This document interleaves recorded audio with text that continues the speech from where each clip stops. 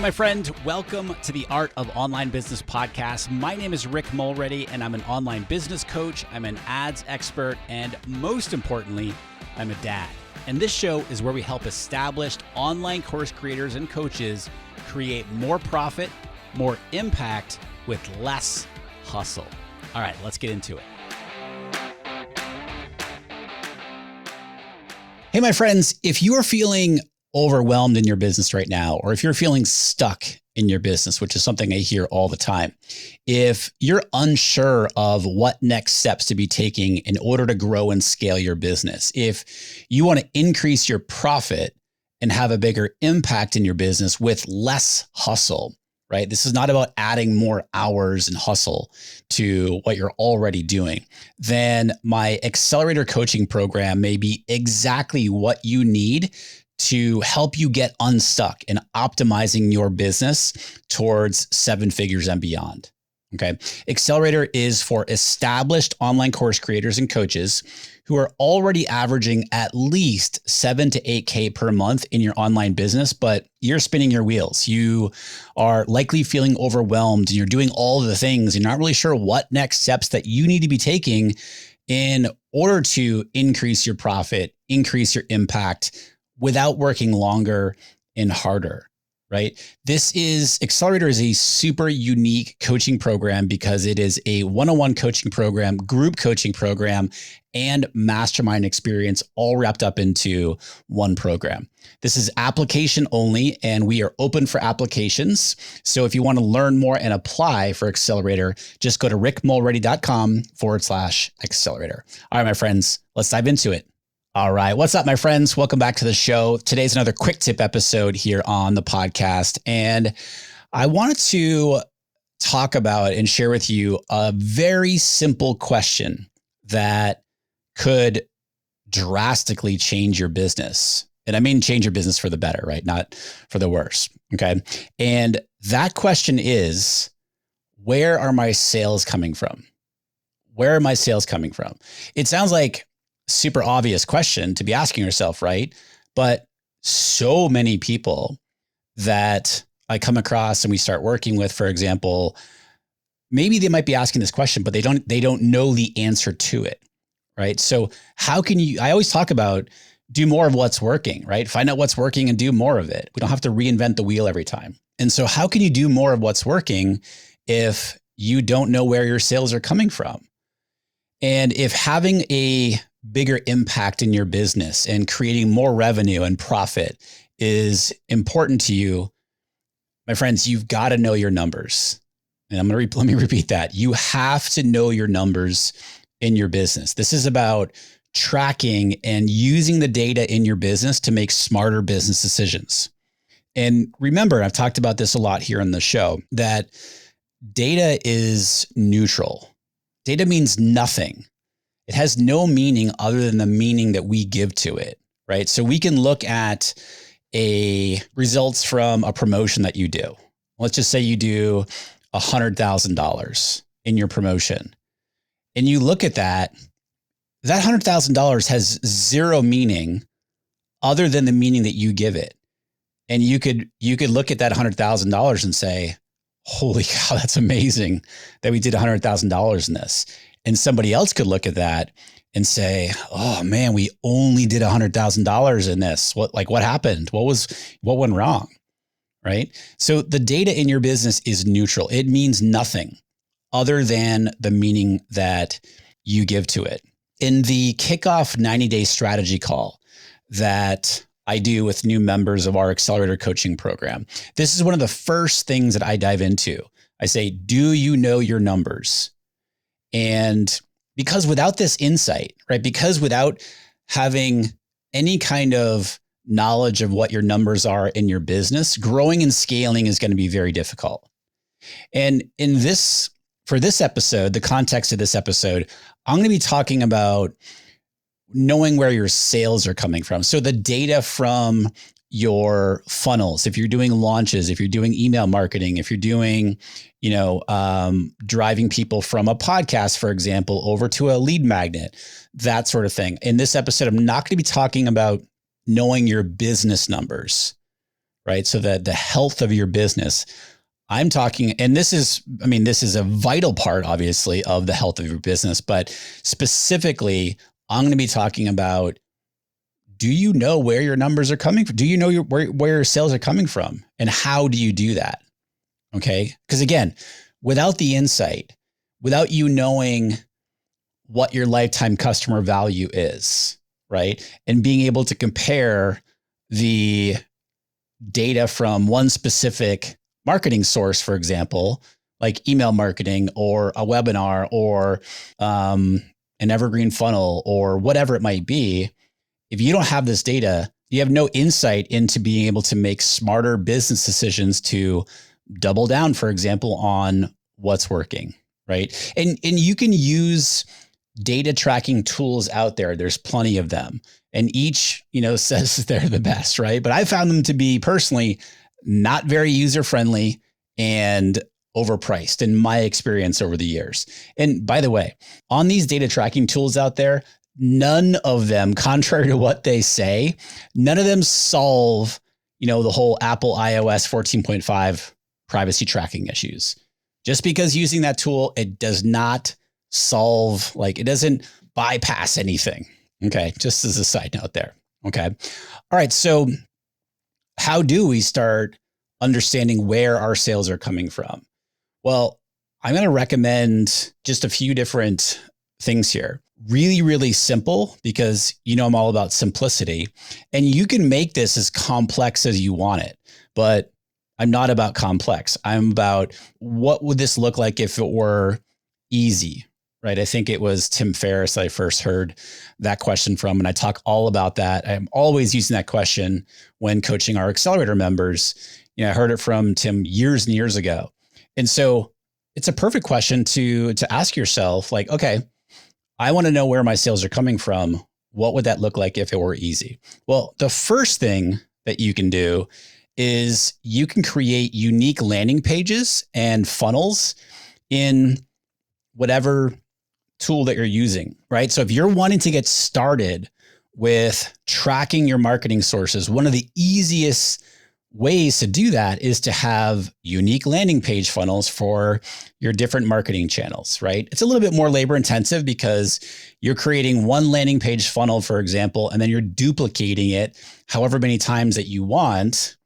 And then you would give each funnel a unique identifier in the URL for each channel. So for example, you have a funnel for your Facebook ads. And so in the URL, you put at the end of it, you put like a hyphen FB, for example, or FB ads, what have you.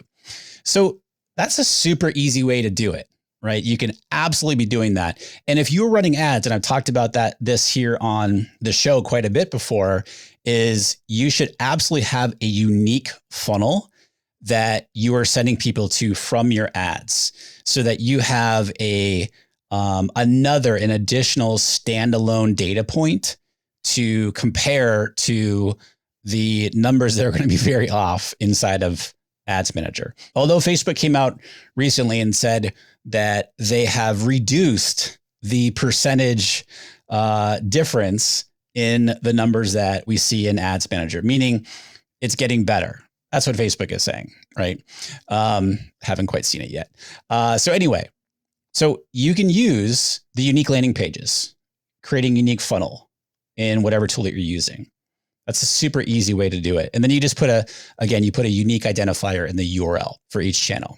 The second way that you can be tracking where your sales are coming from, the time has come, my friends, right? If you are not already using Google Analytics with UTM parameters in your marketing, you really need to be considering this. This gives you another data source from which to glean insight, right, into what's working in terms of your marketing and driving sales and what isn't. So you can be using unique UTM parameters, for example, in your Facebook and Instagram ads, or your YouTube ads, or your TikTok ads, or your email marketing, or your social media, right? Your podcast, your YouTube videos, your lead magnets, any of these different marketing sources, for example, you can create unique UTM codes, parameters for each one of these channels. Now, if you're just starting out with UTM tracking, you don't need 50 different URLs, right? You don't need 50 different UTM parameters to be able to track this. You can simply have one for your email marketing, right? So you create one email marketing UTM parameter, and that goes, you use that for all of your email marketing. Then you can have a separate one for your social media. Of course, you want to do it by platform, right? So if you're posting on Instagram versus TikTok or what have you, right? And another one for your podcast, if you have a podcast, right? So it's like, yeah, can you get more granular later on? Absolutely. But for simplicity's sake, you can create a handful of unique UTM parameters for each one of your marketing sources, and that will give you a ton of insight. Something that we helped one of our accelerator members do several months ago was they had a whole bunch of different lead magnets on their site, and they were beginning a membership program. None of the lead magnets were really leading to anything that had anything to do with the membership. And so one thing that we did was like, all right, let's create some tracking through your lead magnets. Let's consolidate things, right? Look at what your best performing lead magnets are, make sure that they are contextually relevant to whatever content that you have them with, et cetera, et cetera. But obviously having them drive to something that is a logical first step towards the membership. But then let's use UTM tracking to track each of these lead magnets to determine, hey, which one of these lead magnets, when somebody opts in, is ultimately leading to sales in the membership.